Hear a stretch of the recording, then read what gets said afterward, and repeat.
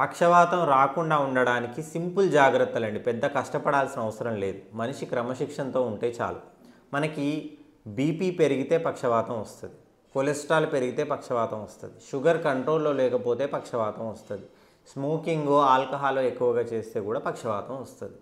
So ఎవరికైనా BP ఉందని తెలిస్తే అశ్రద్ధ చేయకుండా బీపీని కంట్రోల్లో పెట్టుకోవాలి, షుగర్ని కంట్రోల్లో పెట్టుకోవాలి, కొలెస్ట్రాల్ టెస్ట్ చేసుకొని కంట్రోల్లో పెట్టుకోవాలి. చాలామంది ఏం చేస్తారంటే బీపీ షుగర్ ఉందని తెలిసినా కూడా ఇప్పుడు బాగానే ఉన్నాం కదా, ఏమవుతుందిలే చూద్దాంలే అని వదిలేస్తారు. ఏదో ఒక రోజు పక్షవాతం వస్తుంది. వచ్చినప్పుడు ఏమంటారంటే, సార్ నిన్నటి వరకు బాగుండే సార్, నిన్నటి వరకు మాతో మంచిగా మాట్లాడుతూ ఉండే సార్ అని చెప్తారు. ఈ విధంగా రక్తనాళాల లోపల రక్తం గడ్డగట్టడం కానీ, లేకపోతే ప్రెషర్ పెరిగిపోయి రక్తనాళం పగిలిపోవడం కానీ క్షణాలలో జరుగుతాయి. కాబట్టే వీటిని యాక్సిడెంట్స్, సెరిబ్రోవాస్కులర్ యాక్సిడెంట్స్ అంటారు. యాక్సిడెంట్స్ క్షణాలలో జరుగుతాయి కదా.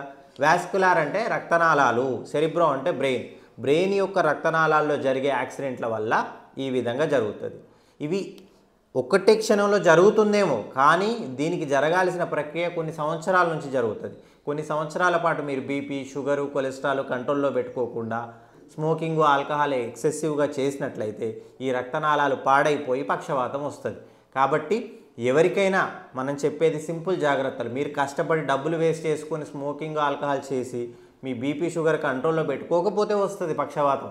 పక్షవాతం అనేది ఒక నిమిషంలో బయటికి వస్తుంది, కానీ పక్షవాతం రావడానికి కావలసినటువంటి తేడాలన్నీ బ్రెయిన్లో ఉండే రక్తనాళాల్లో కొన్ని నెలల పాటు జరుగుతాయి.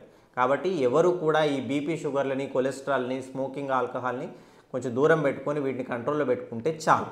Thank you.